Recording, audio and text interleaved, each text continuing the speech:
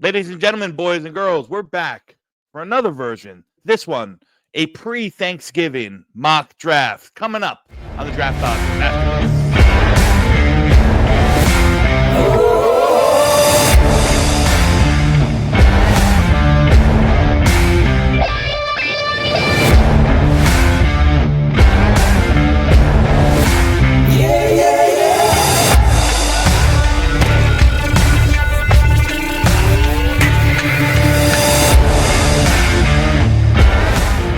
We are back. Ladies and gentlemen, boys and girls, it's your friend Dom C here, host of the Project Prospect podcast and another episode of the Draft Dodgers.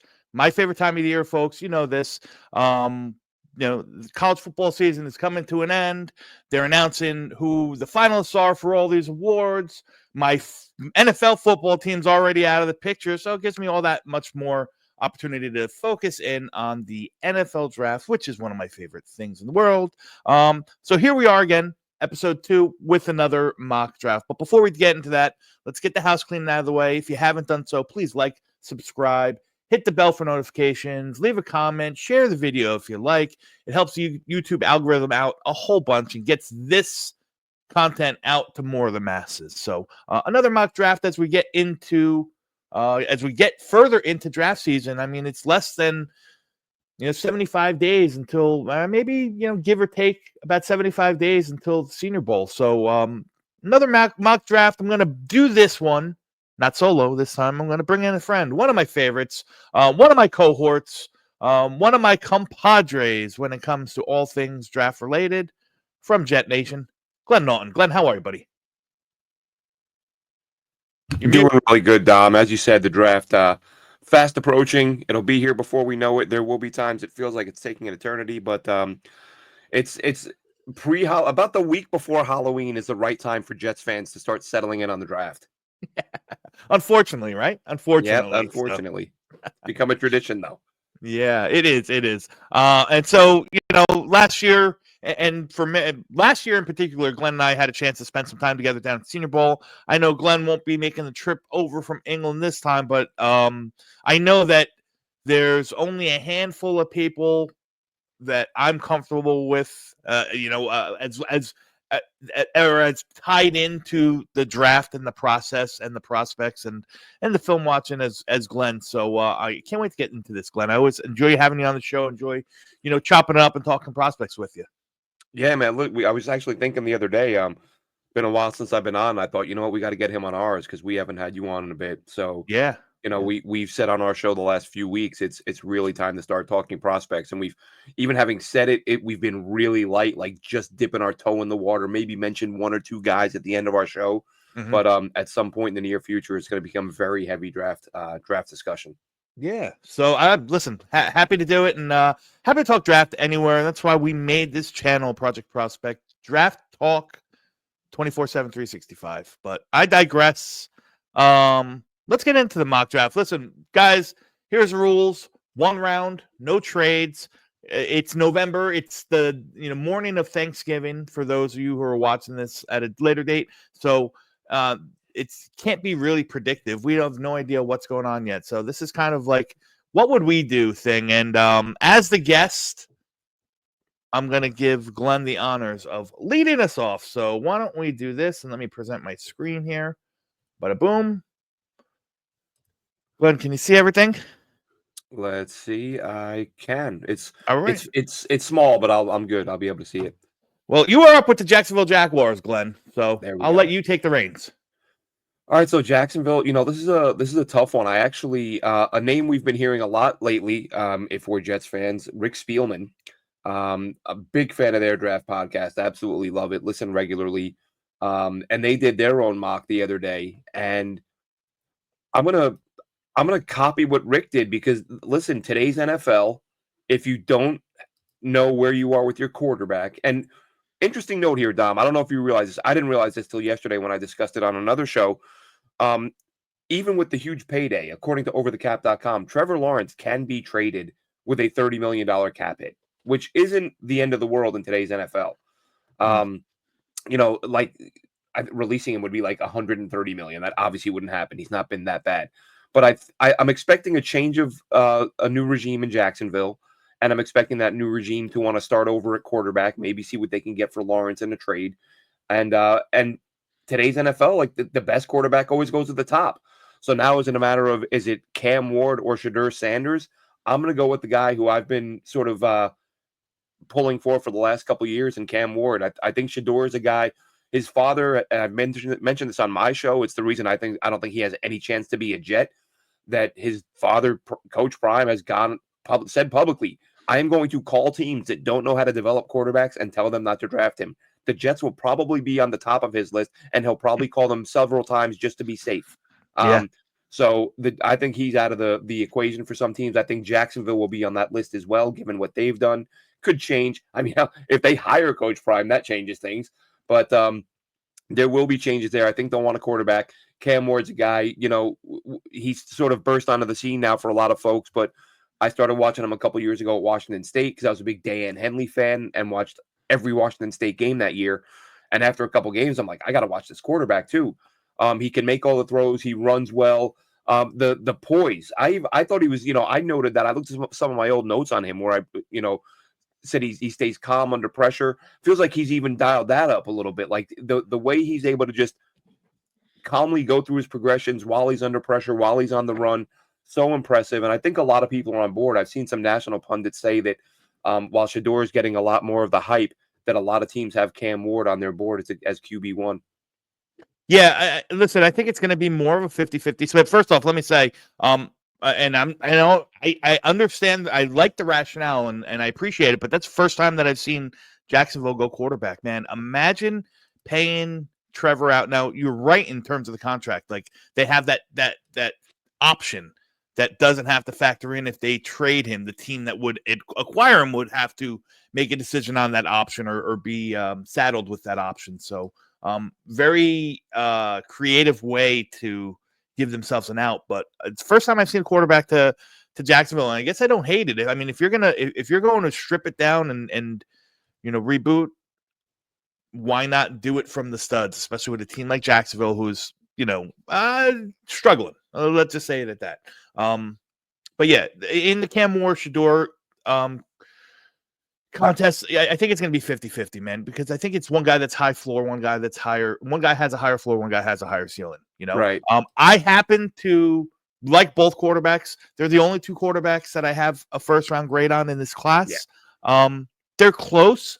Shedeur graded out better than me, but if a team like Cam Ward better, I'm not going to argue that. To me, it's a 1A and 1B kind of thing.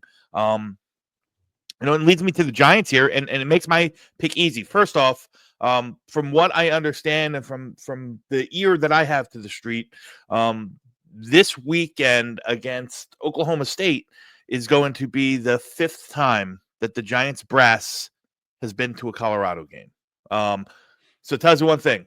I know for a fact that they have their sights set on a quarterback, and if they have their druthers, they have their sights set on Shedeur Sanders.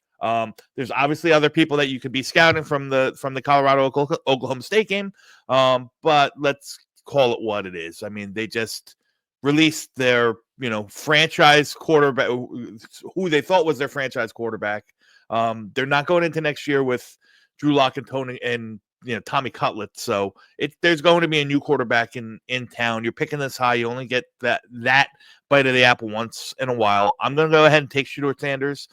Again, I like Shedeur Sanders better than Cam Ward. It's very close. I don't think Shedeur Sanders has the arm talent in terms of arm strength that Cam Ward does. I love the way he works the middle of the field. I love his pre-snap process. I love the way how he progresses through his receivers. I love how he stands tall amongst the heat that he faces from a less than stellar offensive line. In between the sidelines, I love the way he plays football.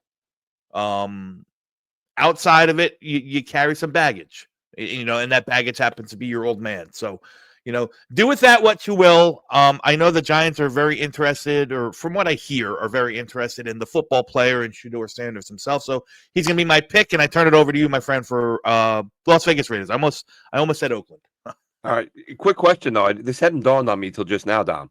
Go ahead. We know the famous story about Coach Prime as a prospect basically laughing in the Giants' faces and walking out when they wanted him to take their psychological evaluation because they were picking too low to get him. What does he tell Shador? Does he tell him to take the 4-hour exam, or does he tell him, "You know who I am. Take me if you want me," and walk out? I That's going to have, be you know what? That'll be interesting, but they're picking number 2. that's In what I this mean. case, This is different now. Now they're in the yeah, ball, but they were picking. Everyone knew Dion was going top of the round, and the Giants were sort of like 12 or 15 or whatever. yeah, And he said, "Take your test. I don't need it. You're not going to have a chance to pick me." Not the yes. case with Shador. So interesting there. So who do we have on the clock? We've got the The Raiders on Raiders. the clock. Yep.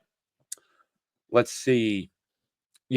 Just in terms of even after taking Cam Ward at the top, I thought to myself, and like I said, I just feel like a QB goes one. I think someone's going to trade up. I think that's in real life, predictively. Oh, absolutely. What I should have done there, honestly, Travis Hunter. I think in terms of what that guy can bring on both sides of the ball, I'm really curious to see. No pro team is going to ask him to play every snap, but I Sure. think he's too talented at both positions to not have him play some at both positions. So I think what he's able to do at receiver and corner probably makes him the best player in this class. The Raiders can use help everywhere, so absolutely, if I'm the Raiders, I take Travis Hunter in that spot. Yeah. I like that. I think that's the case. I think he's a better right now. I think he's a better cornerback than he is wide receiver. But I think he's going to probably, if it's his choice, he's going to probably want to play receiver because they get paid more.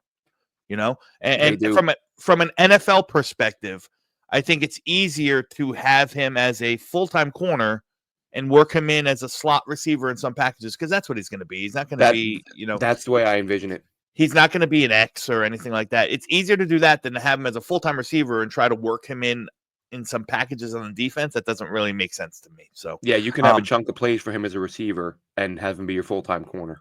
yeah, I digress. But I'm up with New England, and listen, they're in the midst of a rebuild here. All right, and this pick is so easy in the sense that I think you can go in so many different directions. Right, I know the direction that I want to go, and I want to get because I think Drake May has really impressed me. He was my number 2 quarterback in this class, coming in this class.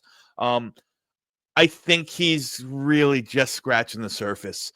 To me, the help has to be on the offensive side of the ball. It's just whether I want to invest a pick this high in a weapon or invest a pick this high to protect them. And here's my thoughts on it, Glenn. I don't know how you feel about this class. I'm going to say this, on Thanksgiving morning.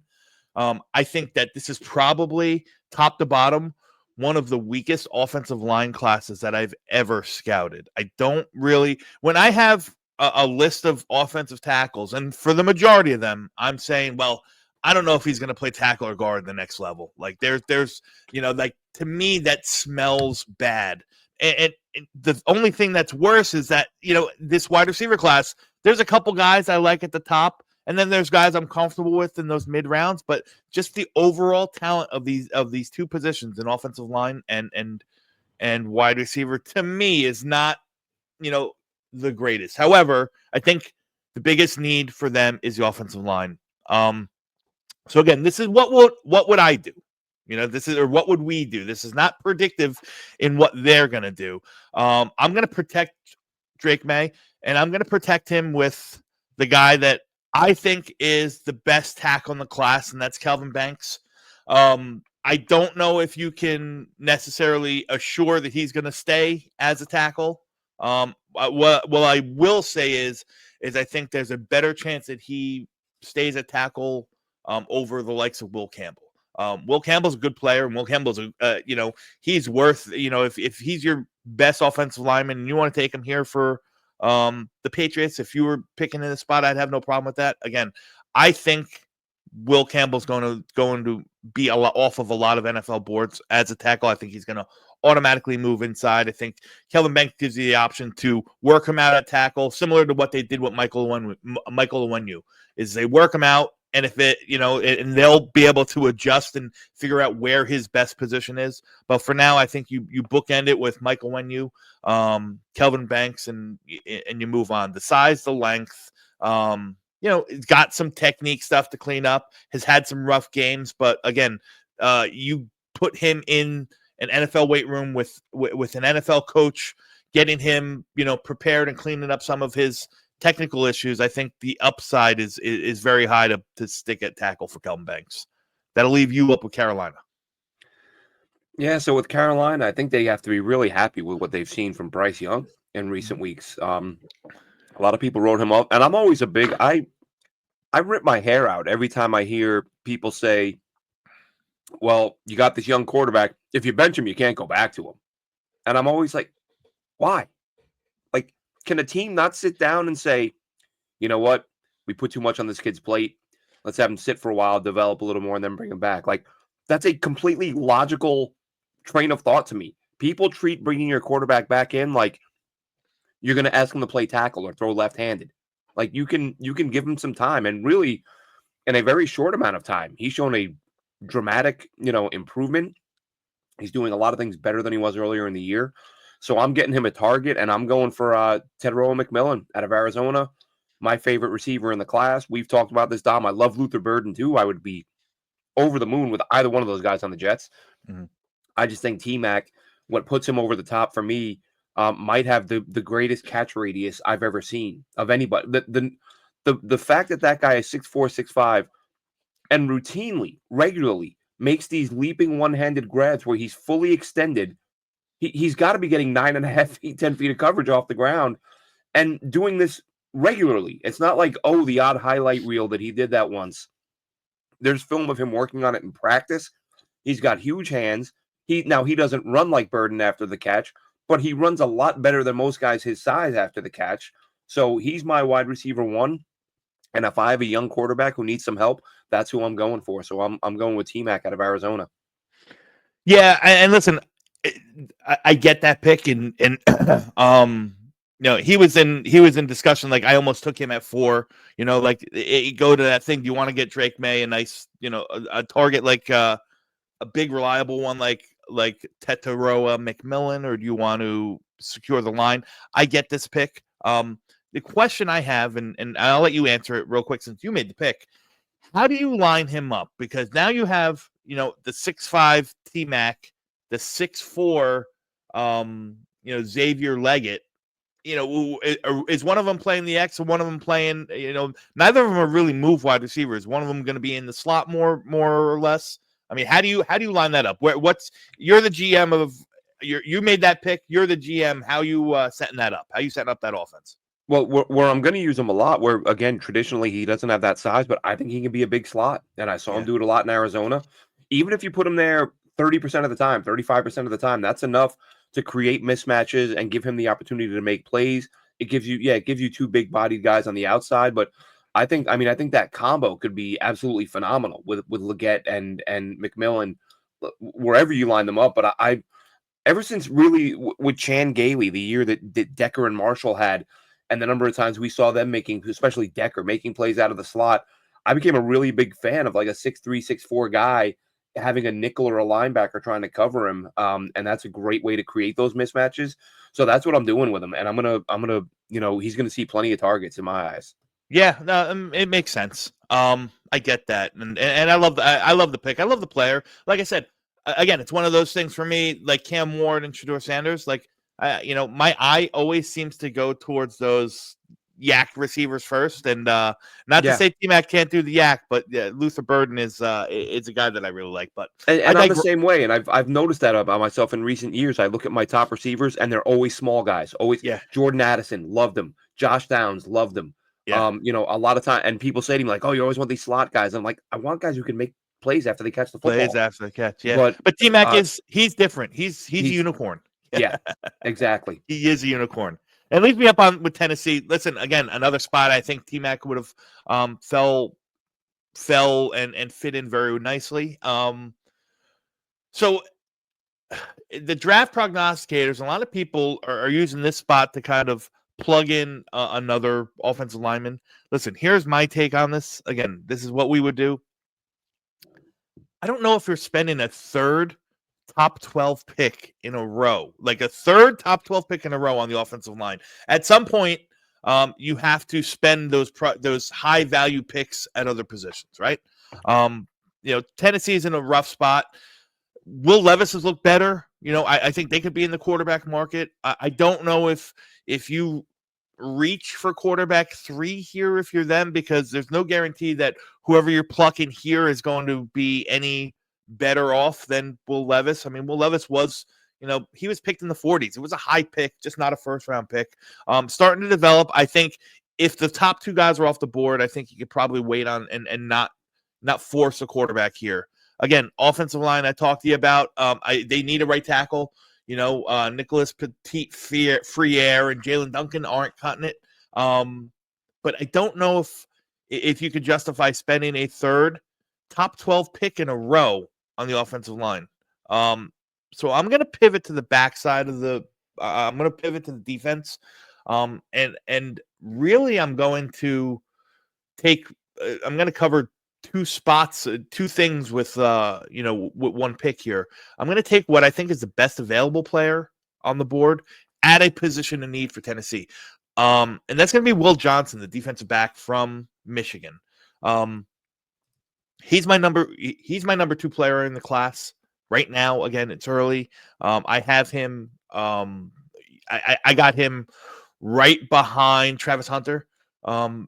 He's been hurt this year. I think that's going to, kind of affect a little bit this year. A little bit of his draft stock and value. He's got to come out and test very well. But man, when he's on the field, he is just a playmaker. Tennessee has had L'Jarius Sneed has not worked out. That free agent signing has not been good. Jarvis Brownlee, the young kid that they drafted mid rounds, they drafted him to be a slot cornerback. He's been asked to play the outside. He's doing a great job, but I think you can add an influx of talent to the back 7 of this team and really benefit. Mason Graham was a thought, but they got Tavondre Sweat. They got Jonathan Simmons. I just don't know where the fit is for Mason Graham there. So to me, I like I said, I took a player I have ranked very high at a position of need, what I think for Tennessee, and Will Johnson. You're not going to be disappointed with Will Johnson on your team, no matter who you are or where you're picking. So I will leave this one to you, my friend. I always leave the Jets to my guests, so you are up with the Jets. Excuse me. So as bad as the Jets have been this year, and as much as we're all very disappointed in what they've done, I think when you come off the ledge, although I'm not doing that very often nowadays, I'm very down on this football team. But when I do take a moment and let the anger aside and look at them objectively, this isn't a team with a million holes. This isn't what we've had with the past rebuilds where the GM comes in and he's got 1 or 2 NFL players on his roster. People talk O-line. In my mind, like, I get AVT still a question. He's missed a couple games this year. Now he's back. But let's say hypothetically he plays out the string and he misses 2 or 3 games on the year. I think you live with that. And he's under contract next year anyway. So as long as he's healthy, he's your starter. You've got a center in Tippmann. You've got a guard in Simpson who's played. Nobody said he would be this good. He has been the biggest revelation on the roster. And then you have Olu, who a lot of people, myself, I still believe in him. So I feel like at the O-line, you've got enough there that you're not in a panic move like we have to add O-line. You don't have to do that in round 1. I don't know how the team feels about, I expect a bounce back year from Sauce. I think he's going to, bust his behind in the offseason and come back a much better player next year. CB2 now, DJ Reed likely leaves in free agency, but I think they really like Stig. Eccles has played well as a backup. It's the only damn corner with a pick this year. You got Stiggers, you got JBC. I don't know how they feel about those guys. Corner should be a consideration. But to me, the biggest hole on this team, the biggest problem this team has faced all year is their inability to stop the run. They've been too vulnerable up the middle. I know fans want the splashy playmaker. They want the guy who gets a ton of sacks. Go, get Carter from Penn State or something like that. I'm going with Mason Graham. I'm going to pair Mason Graham with Quinnen Williams in the middle of that defense, and let's get this run defense fixed. I think he will be a factor as a pass rusher as well at the pro level, especially on a line with as much talent as the Jets have. So in my mind, the number one problem this team has had this year is not being able to stop the run. And if a player like Mason Graham is available, with that being the case, you take him. Yeah. So, question to this pick, and more so to the Jets. Do you think that the positional the value of a defensive tackle can is worth the seventh pick? Like the Jets seem to, and again, this is the old regime. We got a new regime coming in, so it's hard to say. But Joe Douglas seemed to prioritize a certain few positional values with his top picks. Right? He obviously the wide receivers, obviously the offensive tackles, and he took Sauce as well, who was probably one of one in his on their board.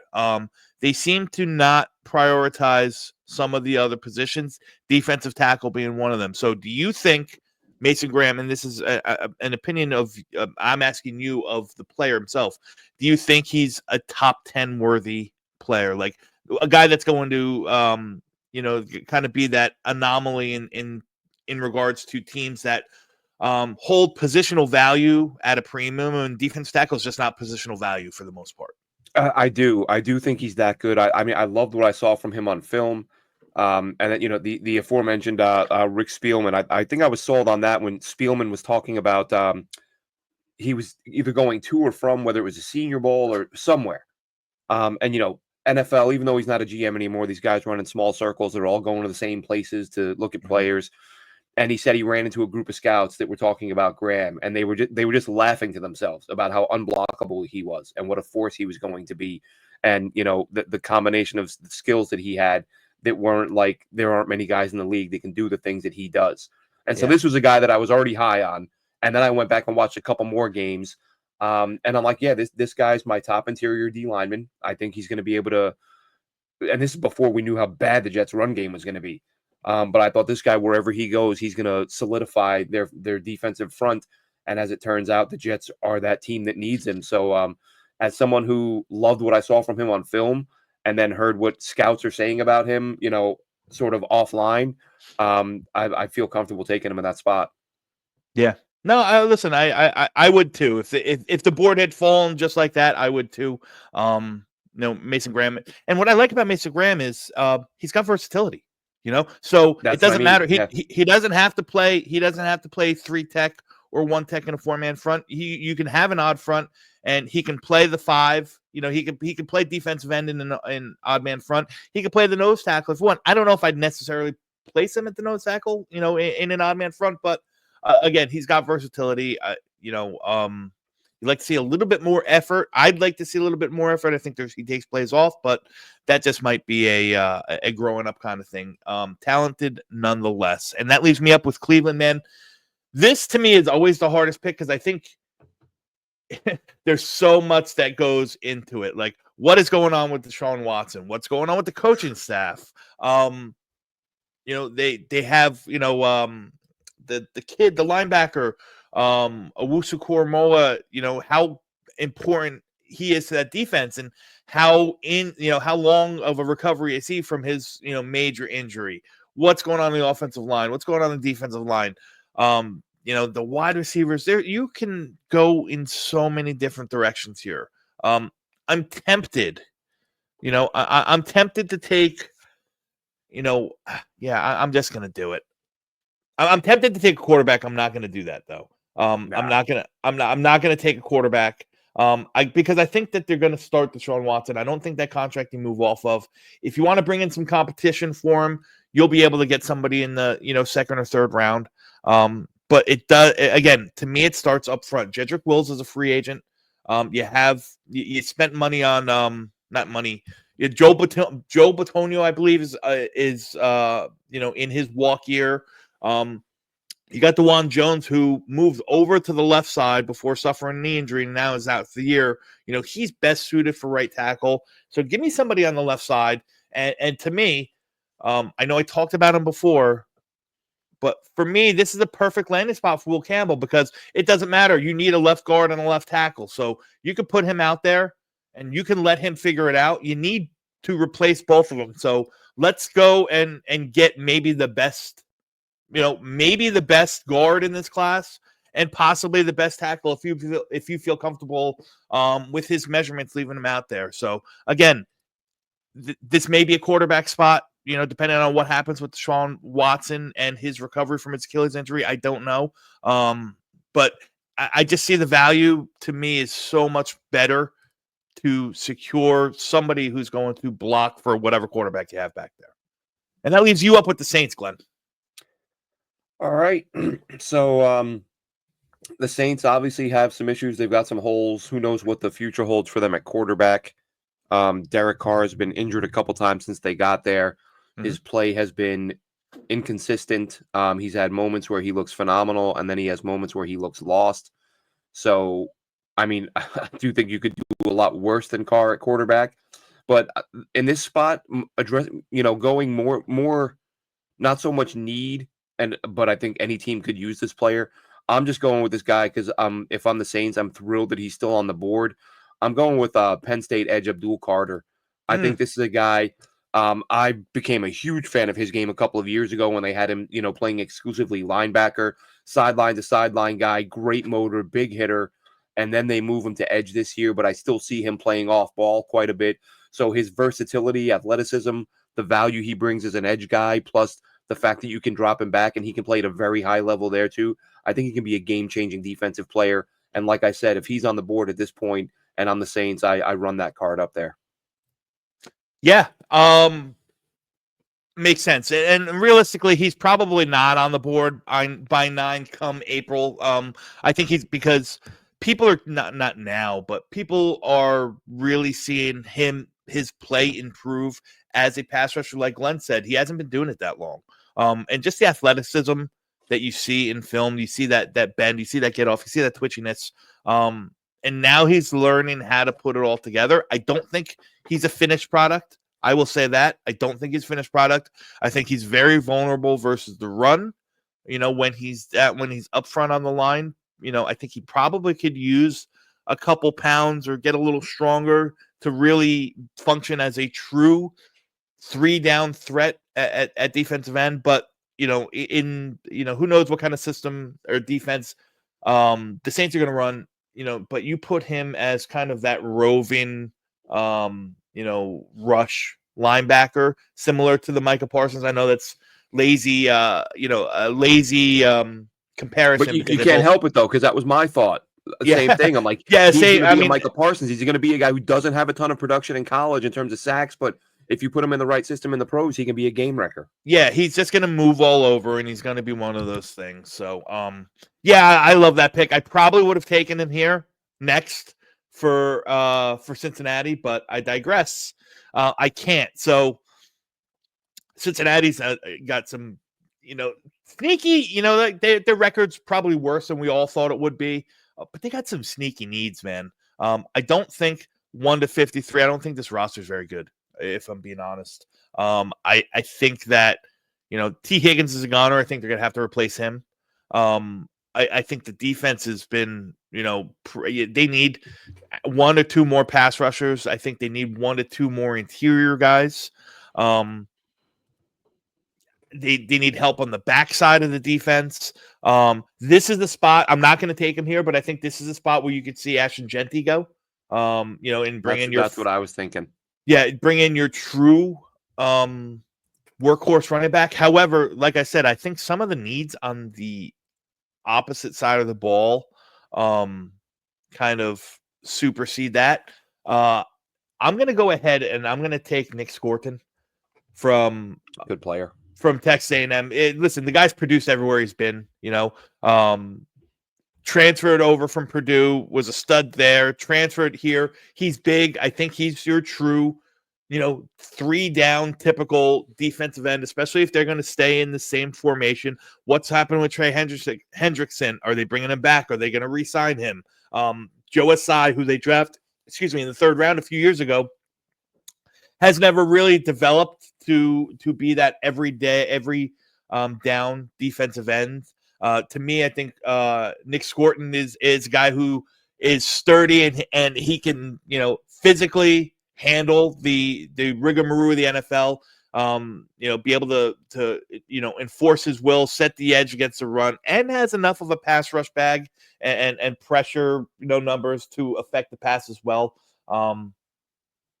Listen, you have him and Miles Murphy for the next however many years, I think you could do worse. Again, it's a slow build.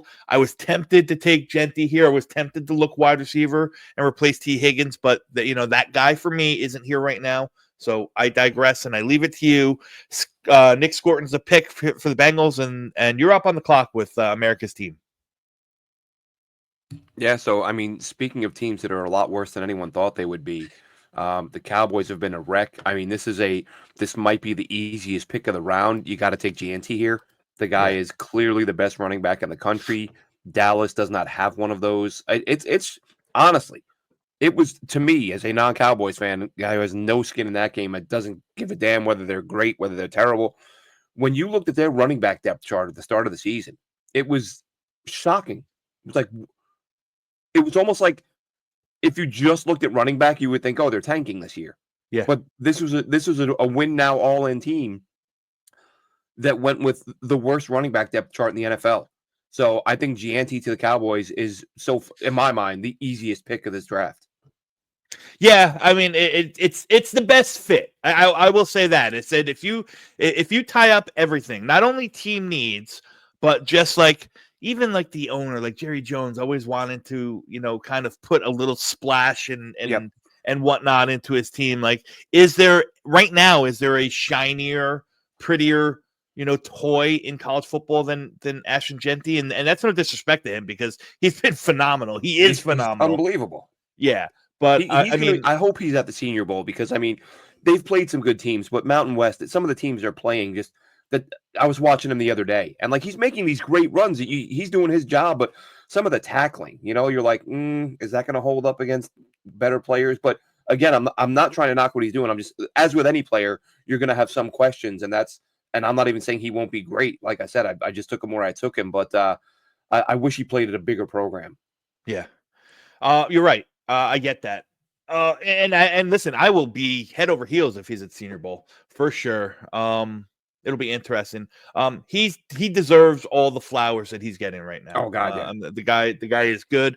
And listen, there's a chance, there's an argument. As the board is constituted here, I think you can make an argument that he could go to the Raiders. I think you can make the argument he can go to the Browns. I think you can make the argument he can go to the Bengals as the board is constituted here. You know what I mean? And I wouldn't be shocked at any of those, but I digress. And that leaves me up here with the Bears. Bears are interesting, right? They found their quarterback of the future. They've invested money in the weapons. I know that Rome Odunze and DJ Moore are there for long term. I believe they signed Cole Kmet long term as well. Got some nice pieces on the defense. Probably looking at a coaching change and a scheme change here. So again, I'm going to defer to do what I think is always best to have for a young quarterback, and I'm going to do what I can to protect him. Now, Chicago's offensive line has been okay. They got some issues on the interior. I think Darnell Wright and Braxton Jones, if those are your starting tackles, you're good. Darnell Wright hasn't had the greatest season. Braxton Jones has been serviceable. I think you can upgrade on Braxton Jones, but it's just not here in this class. My pick here for the Bears is going to be a little bit out of left field. It's going to be a guy that I really like and I really think is deserving of the pick. I'm going to take Wyatt Milam from West Virginia, and I'm going to plan to play him inside. He's got 32-inch arms. He's probably not going to play tackle in the league, but he could be he's a dominant offensive lineman. Not the highest athletic grade. He's not gonna be a RAS score darling. But he's big, he's strong, he understands leverage, he understands body positioning. He can really get set, use his hands properly, good technical footwork. He hasn't let up a pressure in college at the left tackle this year. I think he's only let up 2 in his college career as a left tackle at West Virginia. I'm going to move him inside. He's going to be my left guard playing next to Braxton Jones for the next however many years. And listen, he's one of those guys similar to AVT in a pinch. you got an injury, you need him to pop outside, guess what? He's done it for the past 8 years between high school and college playing tackle. But Wyatt Milan's going to be my pick to play guard here for the Bears. Glenn, you are up with the Colts. So Indy, probably, for some people, you talked earlier, Dom, about positional value, but I think some guys, some positions, I think they don't get enough credit for the value they carry, and the way we're seeing things change right now. I'm flipping back and forth between two guys for Indy. I want to give Anthony Richardson another weapon, and I'm looking at Colston Loveland and Tyler Warren. Mm-hmm. I've heard a lot of people that say they think Colston is the best, or Loveland is the best tight end prospect in this class. Others feel like it's Warren. Warren has had some absolutely off the charts, bananas performances. I've not watched a ton of either of them. I have watched both, but I still have more to look at. But from what I've seen so far, I'm going to go with Warren in this spot and give Richardson a big time target who is obviously going to help in the run game as a blocker. Just another Penn State tight end who I think is going to be a really good one. Yeah, listen, you can make an argument either way, Loveland or Warren, for who is a better tight end. I think they're different, right? Yep. If you want that true big slot, Dalton Kincaid-esque, then you go Loveland. If you want more of your Trey McBride, do it all kind of guy, More can play in line, more. Yeah, Yep. then it's Tyler Warren. So this tight end, again, Glenn, I know it's still kind of early. I don't know how deep you got it, but this is probably the best tight end depth class in terms of depth that I've seen in a long, long time. I like this class a lot. About 3 years ago, I liked the depth in that class too, but this year's class is really good. Fannin, I really like. He was actually the first prospect I pointed out when we started doing prospects on our show a few weeks ago. Mm-hmm. Gunnar Helm, I really like. I think Barningstool can be a good player. I think if Delp comes out, he's going to be good too. I think Gadsden moving him to tight end was big because he's such a huge target, and I really thought he was going to try to stay at receiver, but Syracuse moving him to tight end, he's a monster over the middle at that size. So this is and again, not to make it too Jet centric, but they could use 2 of those if we're being honest, maybe 3 if one of them leaves in free agency. Yeah, leave me up here with the Dolphins. To me, I'm not going to waste a lot of time on here. My guess is this entire staff comes back. I don't see why not, especially now that they're getting healthy. They're making they're making some noise and they're playing a lot better. So I believe that Mike McDaniels and his staff comes back. They are going to be in really, really big bad salary cap issues. They're going to have to lose a lot of guys that are on this team. They're not going to be able to pay everybody. I want to put Luther Burden here as the slot guy between Tyreek Hill and Jalen and Jalen Waddle. I'm not going to, just because I think that there is many other holes that they're going to need to fill. Not going to have a lot of money to do it, but man, that would be so electric to have them there. I'm going to go ahead and I'm going to take Malachi Starks. The free safety from Georgia. He comes in, plug and play. You're probably going to lose Javon Holland. You're not going to pay him.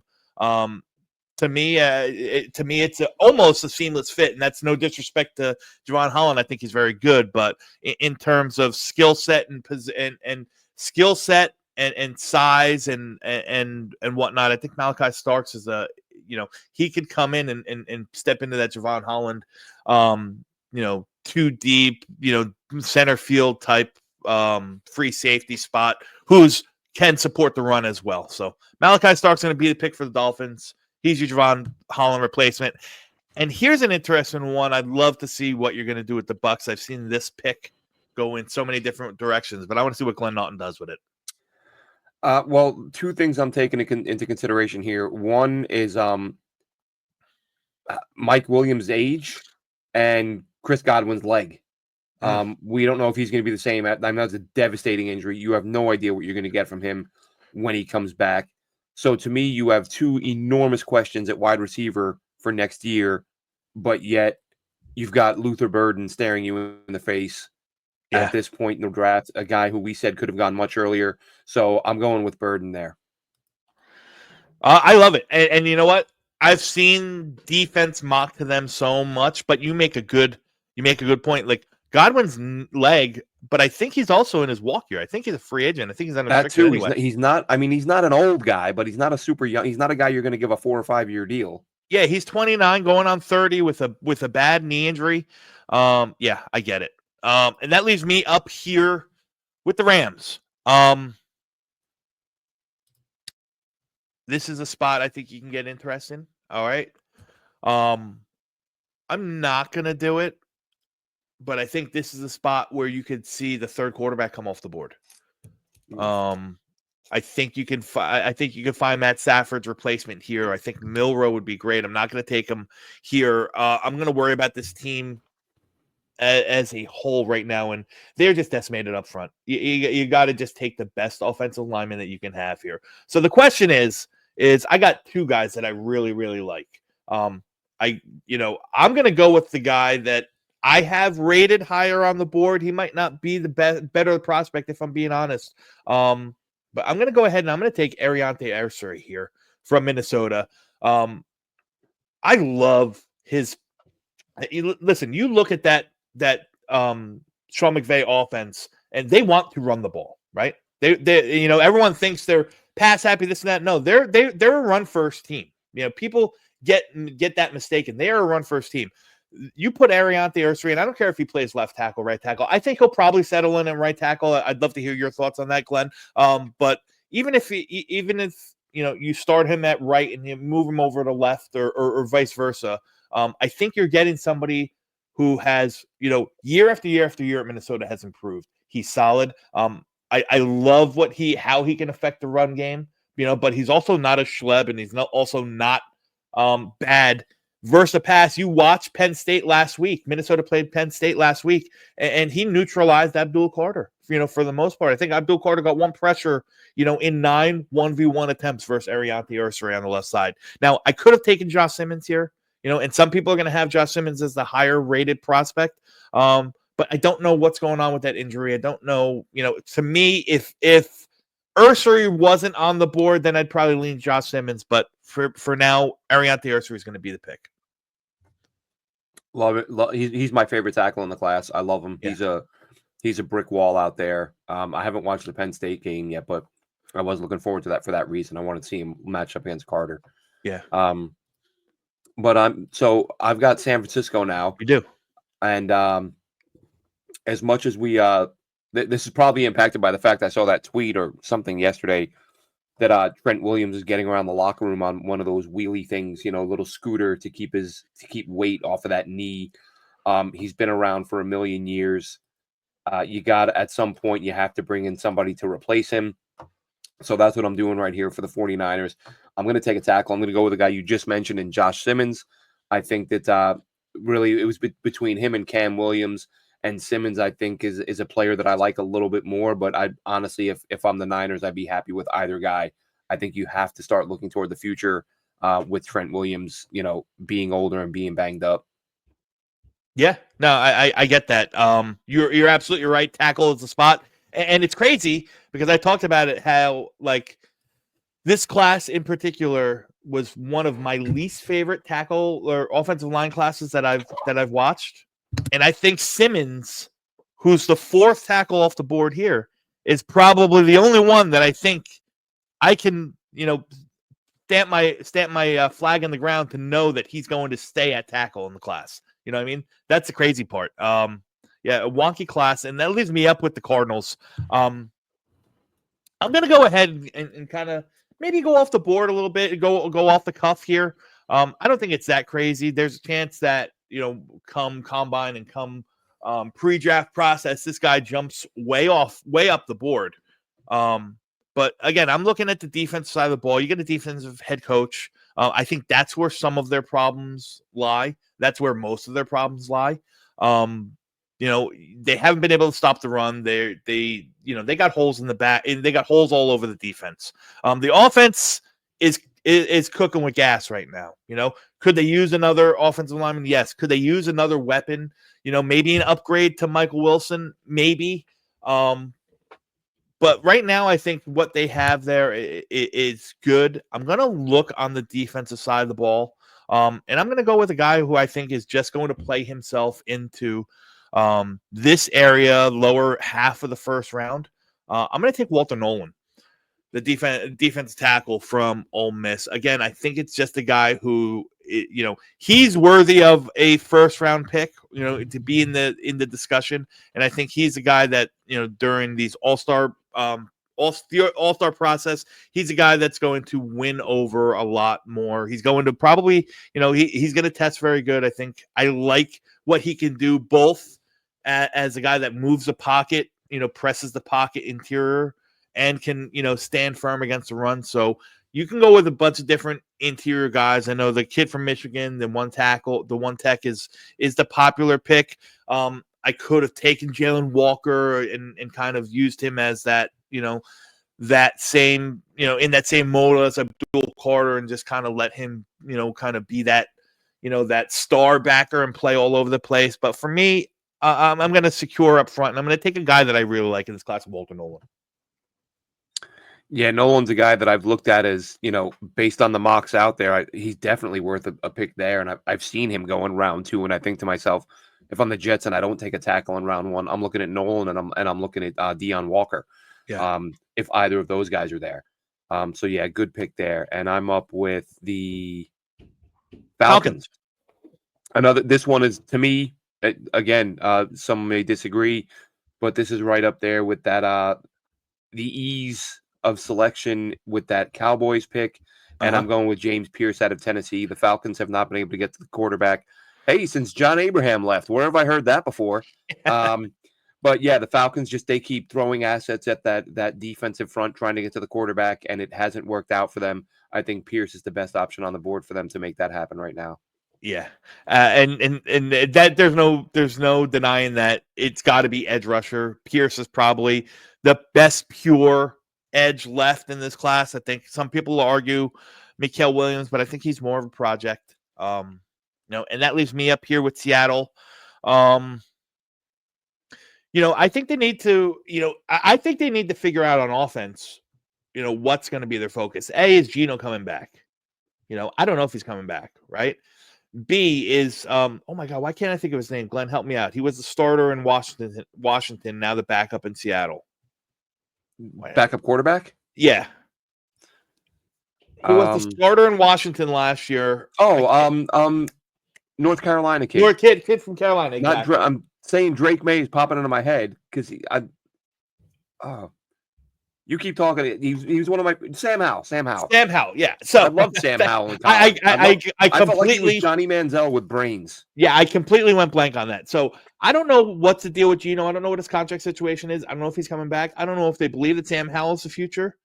This is again a spot where quarterback can go.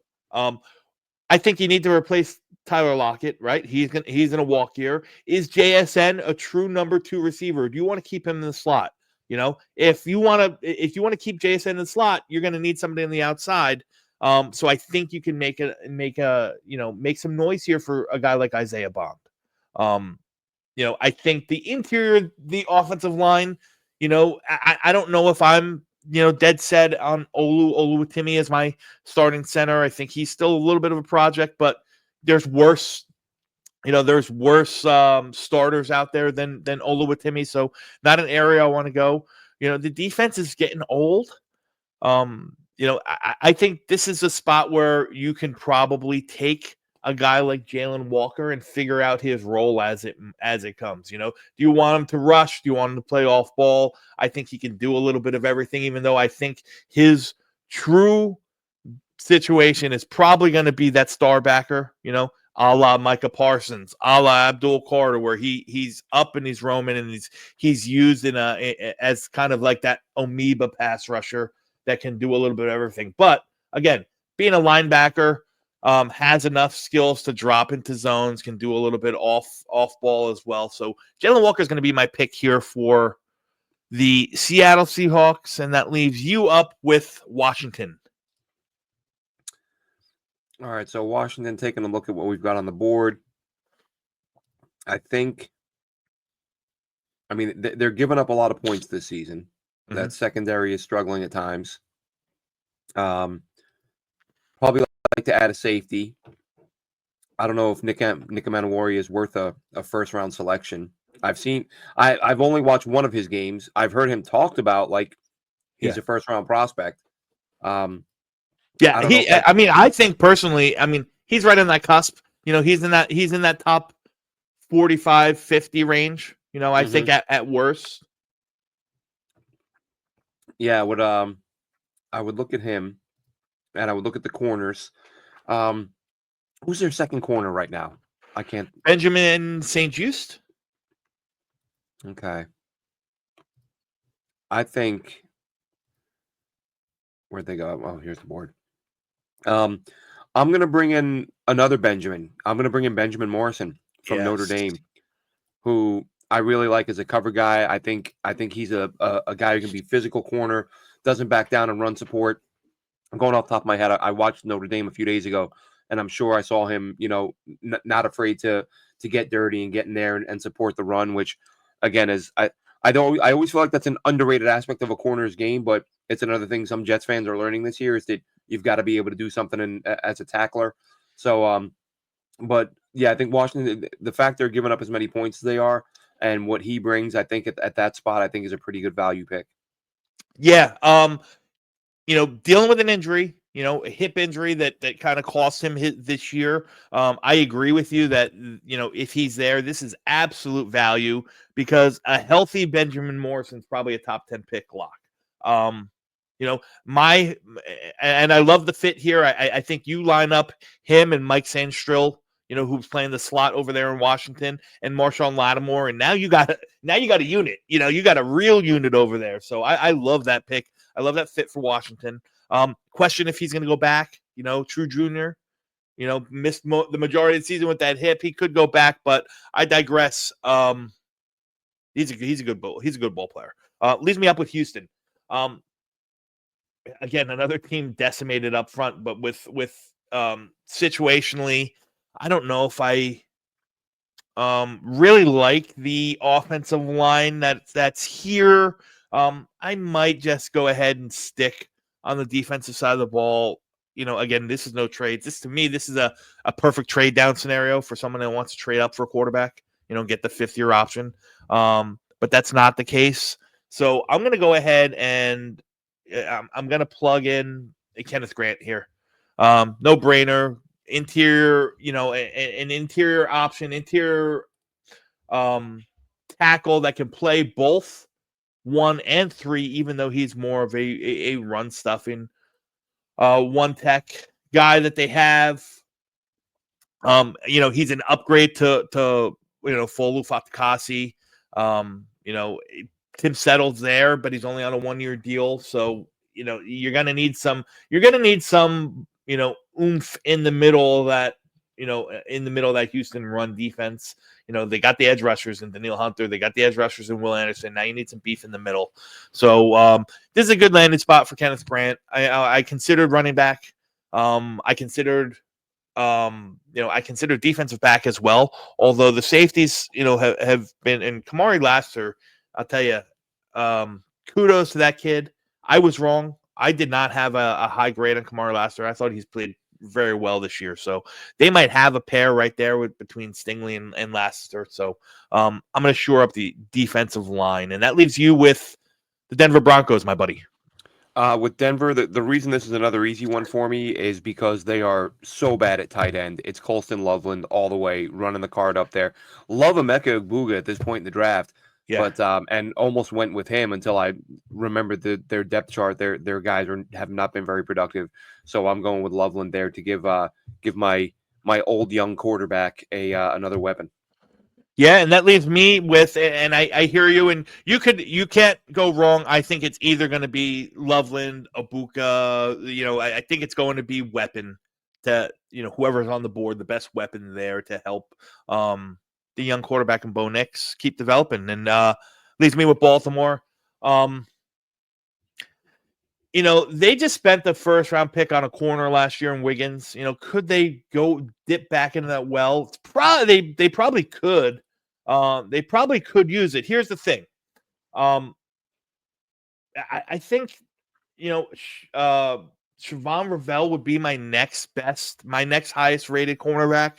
I think that I don't know what he's going to be coming off that ACL injury. I think this is a little too rich for Trey Amos. Maybe I need to rewatch him, but I don't have him nearly that high on my board. Jahdae Barron, I love, but is he more? I think he's more of a slot kind of hybrid safety slot cornerback up against help fit the run, a la Brian Branch. I don't know if he really helps on the outside. I'm going to go ahead and I'm going to fix, or I'm going to just get rid of Daniel Falele. That Daniel Falele at right guard option is just not working. Go ahead and give me Tyler Booker, man. Give me a dog who just gets in there and just is a true road grader. You have him now next to Tyler Lindenberg. To me, Tyler Booker is a Ravens style pick. You know that he's going to be good. Is he going to be the best of most flashiest? No, but he's got a super high floor. You know that he can, plug and play at the right side. That the Falele thing isn't working out too well. You plug him between Rosengarten and Tyler Lindenbaum, and that right side is nasty. So Tyler Booker, guard from Alabama, is a pick for me for the Ravens.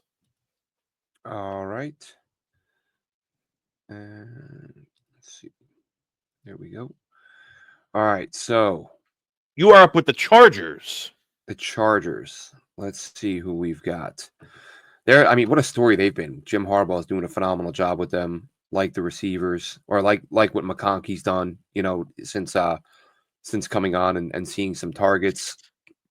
I know they're set at tackle, obviously. There's not a concern there. They're absolutely fine at quarterback. And I know that the guy I mentioned earlier, Washington State product, Dan Henley's playing really well for them at linebacker. Yeah. This isn't a team with a lot of holes. I'm trying to think what's their This would be it's moot it's a moot discussion for this draft, but I think that this could be a landing spot for either Loveland or Warren if they're on the board. Yeah. Listen, the question I would have is, do they want to upgrade from Quentin Johnson, who they just spent first-round capital in last year? I don't know. A lot of people say, oh, he can't catch, get rid of him, so on and so forth. Well, they're not wrong, but I don't know if you just move off of a young receiver that quickly, or you kind of just, ride it out and let him develop, or draft somebody to compete with him. I don't know. And I think if you're going to, it's probably more likely with the new head coach who didn't draft him. Yeah. But your point still stands. Like, do you bail on a guy that quickly? And I've mentioned him a couple times. I love Egbuka, if they do choose to move on. But again, the not the fit biggest next guy. to McConkey. The fit next to McConkey would be you're going to have wonky. two similar guys. Yeah. You're not going to have that presence that you want with a bigger receiver. And Isaiah Bond. He's a bigger target than Egbuka. If I'm going off memory, I haven't watched Egbuka in a little while. Yeah, he's Egbuka, big. He's more of an outside guy, Bond. I think Egbuka is more of a slot. Egbuka's a guy who was getting tons of love a couple of years ago, and then he sort of fell off a little last year. And this year, I feel like he's playing well, but he's not being talked about. He's sort of an under-the-radar guy to me, which is weird because he was such a prominent name a couple of years ago. But if I'm going to go with a bigger guy here, for the Chargers, and I do like Bond. I do like the value there. I feel like this is a good spot for him. Mm-hmm. And like I said, this is a team that doesn't have a ton of holes. Yeah, let's do that. I'm going to go with Isaiah Bond. Got it. Boom. This could be a spot for where am I? Where's my draft? Oh, here it is. Isaiah Bond. This could be a spot where you see the kid from Stanford come out. He might sneak into the first round. But I love the Bond pick here as well. He's a guy. He's an outside guy. Maybe physically not as big as Egbuka, but I think his game, he plays a little bit more physical. And I love the pick. And you got some competition now for QJ. Leaves me on the clock here with the Steelers. Oh man! Again, listen. To me, this is probably a no-brainer. And that's who I'm going to take. I'm going to take Emeka Egbuka. I think they still need help in the wide receiver room. Again, another spot where this is where the quarterback can go, right? This is who's playing quarterback for them next year? Is Russ coming back? Justin Fields isn't. He's not under contract. But again, I'm gonna mesh talent and need and availability, and I'm gonna put Ibuka up there. Even if he just plays the slot, I think he's an improvement over what you already have on the roster. Mike Williams is not under contract next year. They're going to need guys to throw the ball. They're going to need guys to take some of the heat away from George Pickens, whoever the quarterback is. So watch. I'm calling it right now on Thanksgiving morning, Glenn. Watch Pittsburgh as a sneaky spot for Sam Darnold next year. So yeah, that's they are going to need a quarterback. Yeah. Do they trust him in the cold is the question. I don't know. I'm trying to think. Well, they may have some cold weather games coming up. Those would be big games for him. Yeah. If he plays well in these late season cold weather games, which obviously, and I'm assuming he'll have 1 or 2 left on the schedule. Obviously, those won't be at home, but that's a good call because they do need a quarterback. Yeah. You were up with Green Bay. Green Bay. I'm going to go with one of my entering the season favorite defensive player, a guy that I mentioned earlier. I think they could use a little bit of help on the interior on defense. This is where I'm going with Deion Walker. Deion Walker's 350. He plays like a guy who's 305. Really good feet, really good awareness. I've seen several plays where it looks like a running back is going to sneak in behind him, and he basically spins around, locates the guy, and drags him down. He can collapse the pocket. Kentucky, as wild as it sounds, they will play him, outside in a 3-man front, and he does a good job of impacting the quarterback. So you're talking about a 350-pound run stuffer who can play in a couple different spots. I get it's college. Maybe a pro team doesn't use him in that role, but the fact he's able to do that shows he's got the awareness, the movement skills to be a difference maker up front. I love him. To me, like to the Jets in round 2, I would absolutely love if they don't take a DT in round 1. We'll see where he lands, but I'm going to go with Deion Walker to the Green Bay Packers. Yeah, good fit. Again, a guy who is, multiple in his skill, multiple in his usage availability, and that seems to be like a guy that would fit that Green Bay mold very well. You want to use him inside, great. You want to bump him out to play 5 tech, in some certain packages, great. You want to, you want to have him, playing 1 tech or 0 in some situations. He's got the body to do so, great. So yeah, I love that. I love that pick. I know you're a little bit higher on the player than I am. I think he's got some tendencies to play a little bit too high at times, but that just might be because of how big he is. That just might be par for the course. That leaves me up here with Minnesota. Listen, we talked about Sam Darnold. Sam Darnold's probably not going to be back next year. Do they hand the reins and bridge with Daniel Jones or, until J.J. McCarthy's fully ready, or do they give the keys to J.J. McCarthy? Is the question. Either way, I think the best support that I can give Minnesota, if I'm calling the shots here, is to make sure that I have a rock, whoever it is, Daniel Jones or J.J. McCarthy, that I have a rock solid running game. And I don't think it's out of the question. I know some people do. I don't think it's out of the question to see 2 running backs off the board. This is a very, very good class. To me, what it comes down, and I don't know what Aaron Jones' contract situation is, but he is getting older. To me, I want to get somebody in here that I know can tote the rock, right? And kind of be that big, 3-down style running back. I think you have 2 options here. I think you can go Omarion Hampton. I think you can go Quinshon Judkins. I'm going to lean towards Hampton. I think he's more of the physical back. Judkins is great as well. But Omarion Hampton is kind of sneaking under the radar. Like I said, bigger body, kind of counterbalances Aaron Jones if he's still on the roster. What you have here, I'd be okay going with Judkins in that spot. I think Caleb Johnson's an interesting player as well. The kid from Iowa. If you haven't watched him, Glenn, yet, you got to watch him. Yeah, I mean, he's a bowling ball, man. He is a bowling ball. Just not enough Not enough film out yet on him to really wet my whistle. I don't know what he can do in the pass game either, Caleb Johnson. But I love the size and the power of Omarion Hampton. I think he's got good burst. I think he's nimble enough. I think he can help in the pass game as well. To me, he's a first-round pick, and to me, this is a great fit to help aid either a bridge quarterback or a young quarterback. So leaves you with the Eagles. Yeah, Hampton's my favorite back in this class. I like him a lot. Is he? Okay. Liked him for a couple years. I think off the top of my head, I could be wrong. I think Judkins is probably a little better in pass pro, but I think they're both capable. Yes. Not a guy you have to take off the field in passing situations, which you really hate to see when that's biggest downfall of taking rookie backs is not them not being able to play every down. Yeah. All right, so that's that. We said that leaves me with Philly. Yeah. Who's the best player from Georgia still on the board? Yeah. And there is one, and he's an edge. How about that? Yeah, well, there you go. Michael Williams. I mean, really, it fits.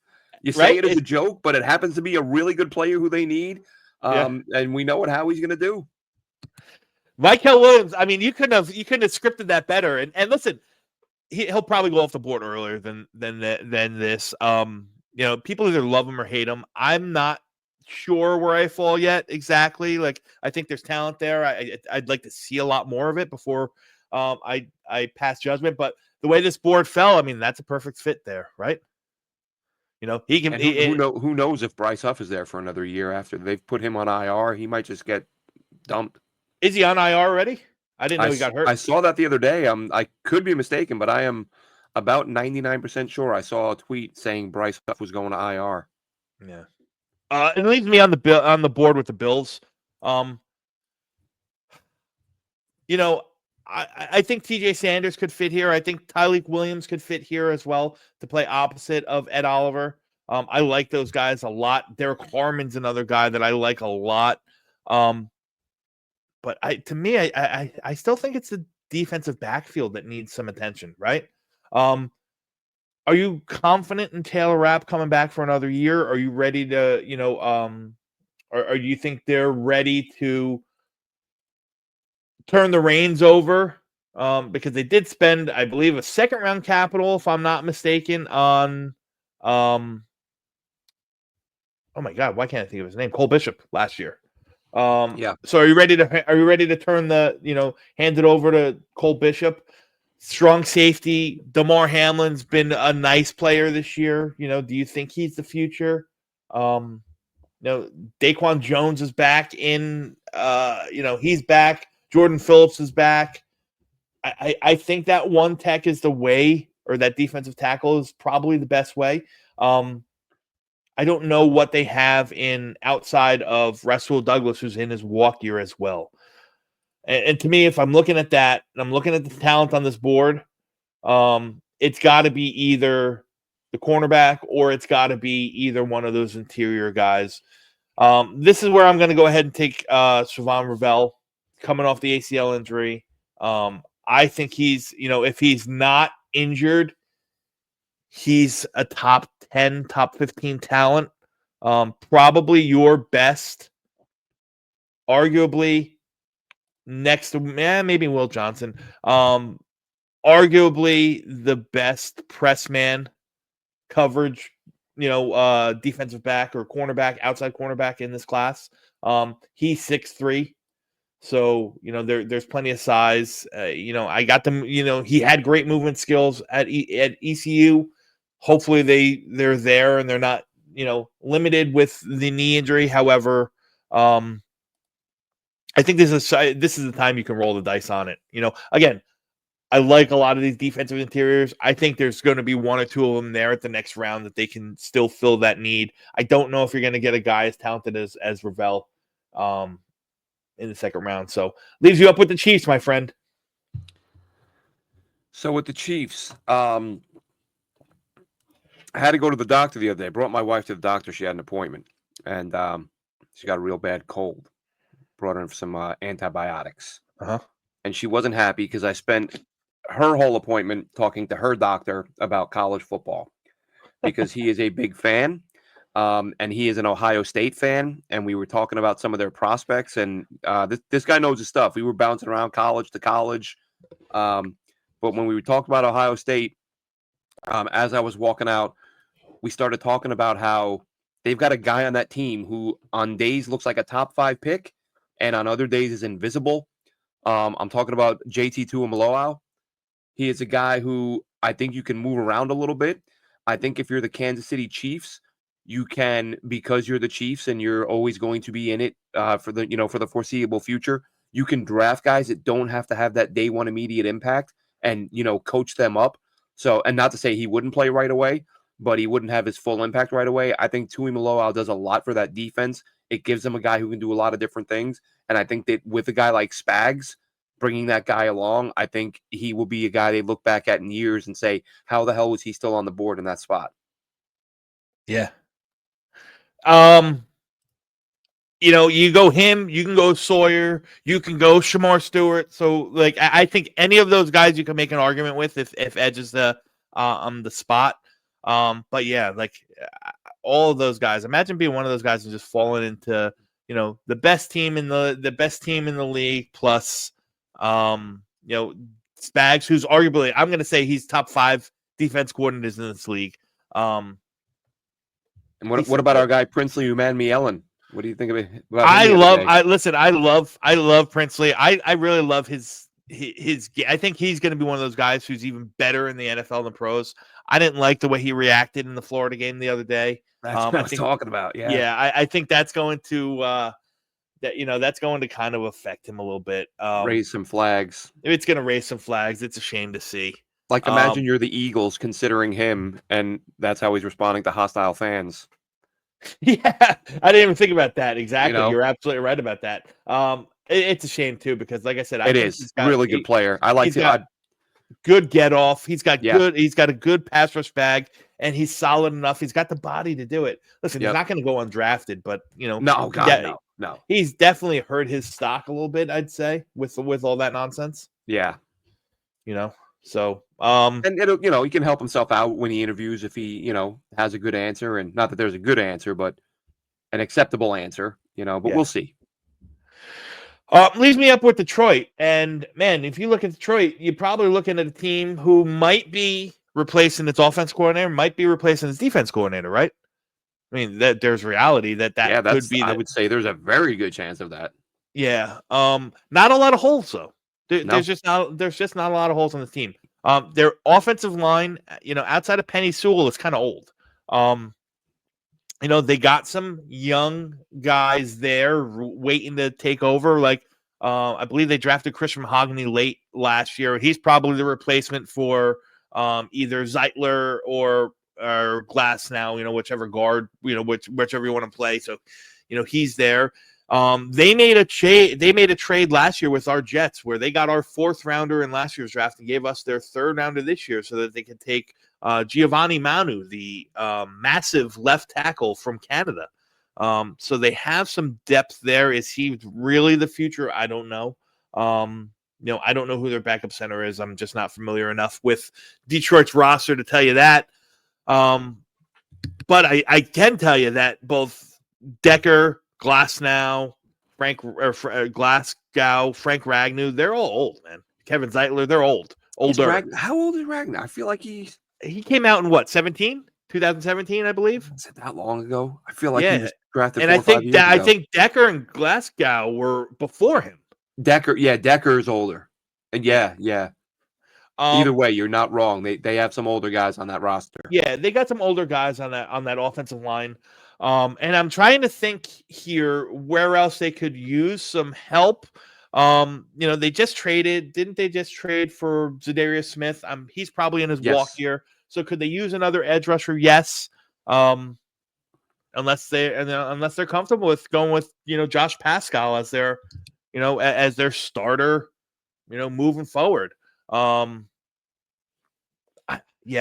more I think about it, listen, I was going to lean Cam Williams here and get their tackle of the future, but the more I'm thinking about it, the more I think they're going to need an edge rusher.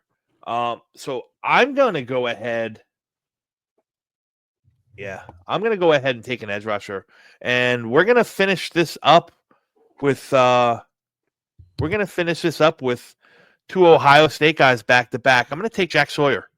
I think Jack Sawyer is the guy, the kind of guy like your lunch pail, go to work every day kind of guy that Dan Campbell's going to love. His game reminds me a lot of George Karlaftis, a guy who I really liked a couple years ago, where he might not be the flashiest, but he's probably not going to get outworked or out hustled. He's a tough guy, 3-down guy that can come in here and play. Listen, there was a ton of different edge rushers on the board there when I took it. I took the guy I think I would align best with Dan Campbell on that What they defense. do, yeah. Yeah, exactly what they do. And you get him playing opposite of Aiden Hutchinson. Man, Aiden Hutchinson can go off, and Jack Sawyer can be your high floor run stuffing guy there, man. I like it. I like that. And we ended up with 2 Ohio State edge rushers to end the class, in the draft. How about that? So, Yeah, it only took me getting to pick 3 to regret pick 1. I should have taken Travis Hunter 1 overall. Yeah, but Cam you know Ward. what? So what? I like the idea. I like that rationale that you were thinking about. But all right, so it's flipped. I mean, the top 3 picks are still the top 3 picks, whichever way you go. Those 3 are honestly, you could see it go that way. Hunter could go 1 with Shador 2 and Cam Ward 3. Cam Ward 3, exactly. And I think that's probably if Hunter goes 1, I think that's what you're looking at if these are the teams picking with no trade. So, nonetheless, Glenn, that was fun, dude. I appreciate you spending the time here on Thanksgiving here in the States. You guys celebrate it. I know the country doesn't, but you are from here. So do you and your wife and the kids celebrate Thanksgiving at all? You going to make turkey tonight?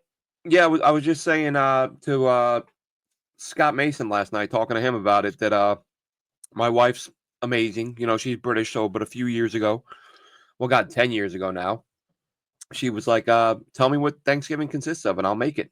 And she, the only thing she was unfamiliar with was the sweet potatoes with the marshmallows, which blew her mind. But at the time, she had a coworker who was from, I want to say Wisconsin, an American lady, and she was like, "Oh, I got a great recipe for it. I'll give it to you." And she does the whole deal, Thanksgiving dinner every year. Wow, wonderful. Yeah, it's really cool. Very cool. So, well, to you, my friend, again, Glenn, tell everyone where they can find you. All your information is going to be linked at the bottom of the video anyway, but tell everyone where they can find you. Yeah, check me out on Twitter at JNRadio_Glenn. Check me out at JetNation, JetNation.com. Most active Jets message board on the web. Great community of Jets fans who are passionate, obviously very angry at the moment. We do Jet Nation Radio, Jet Nation Live Thursday nights at 7:30. That's the one thing about being in the UK. My co-hosts Dylan Terman and Chris Schubert. Chris is in Arizona, Dylan is in Jersey, and I'm in England. So every now and then we got to push it back an hour. But Thursday nights on YouTube, anytime there's breaking news, big news, something worth talking about, I'll throw a video up online and give my thoughts on it. Jet Nation YouTube channel, check that out, and check us out on Twitter. Check out the message boards, and look, we're not a happy bunch right now. I don't feel bad for buying in this year, because if you couldn't buy in this year, when could you buy in? But the fact that they still, even with all the moves, found a way to make this blow up spectacularly does not give me a great deal of hope that this will ever change. Well, you know what? As a Jet fan, I can commiserate. But as a draft fan and podcaster, I love it. It gives me a lot more to talk about and line up with my team. So, half of that is said kidding, and half of that is said as I'm balled up in fetal crying. At least there's an alternative, right? Yeah. If we didn't have the draft, what the hell would we talk about in regards to football? Certainly not the Jets. That's right. That's right. Definitely not the Jets. But listen, Glenn, anytime I can get up here and talk, chop it up and talk prospects with you, I'm glad. I'm happy to. I'll have you on the show later as we get closer to April's draft. Yep. You're always the guy that is so in tune, and the guy that can bring in and do positional breakdowns with and videos like that. So happy to have you back if you're willing to come back. Folks, if you haven't done so, please like, subscribe, leave a comment in here, bring that friendly discourse. Let's get, I know you guys are going to get in the comments. I know you're going to tell, oh my God, that's such a bad pick for the Seahawks, such a bad pick for the Browns, blah, blah, blah. That's okay. That I want that. Bring it. Tell me how wrong I am, and I'll tell you how wrong you are. And that's what's going back. It's November, guys. Take it easy. Enjoy your turkey. Enjoy your families today or whenever you're watching this. I hope your team's in the playoffs. And if not, I hope you enjoy the college football playoffs, which is right around the corner. A lot more videos coming out, a lot more content. You can catch Glenn's stuff and where to watch and follow him down below. Be prepared for Project Prospect with Dom C to be alive and kicking in your YouTube feeds and algorithm. A lot of content coming out in the next couple of days, so I look forward to it. Again, on behalf of my co-host, Glenn Naughton from JetNation, we thank you guys. These are the Draft Dodgers, and we're out.